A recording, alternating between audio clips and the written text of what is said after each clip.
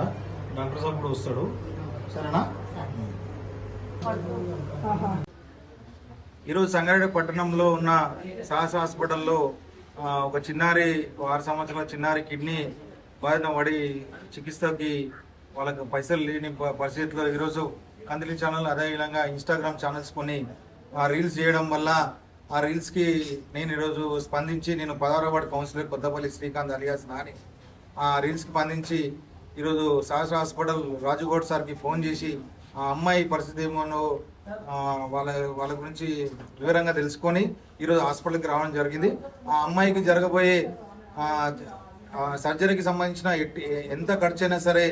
నేను నా సొంత నిధులతో భరిస్తా అని చెప్పి ఈరోజు రాజుగౌడ్ సార్కి చెప్పడం జరిగి అమ్మాయిని కూడా మేము దగ్గరుండి ఆమెను కలిసి మాట్లాడడం జరిగింది. వాళ్ళ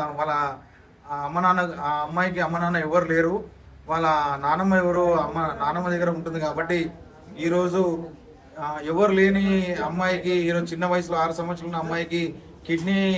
సమస్య వచ్చింది కాబట్టి దానికి నా మనసు చెల్లించి ఈరోజు ఎంత ఖర్చైనా సరే నేను భరిస్తా అని చెప్పి ఈరోజు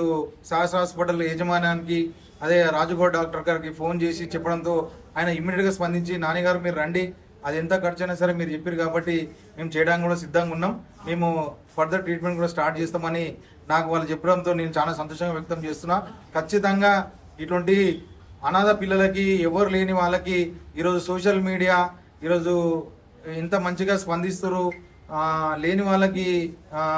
ఇన్స్టాగ్రామ్ కానీ అందులో వస్తున్నాయి కొన్ని ఫేక్ న్యూస్ కాకుండా ఇది రియల్గా నేను దగ్గరుండి పోయి చూసినా కాబట్టి ఈరోజు కందించు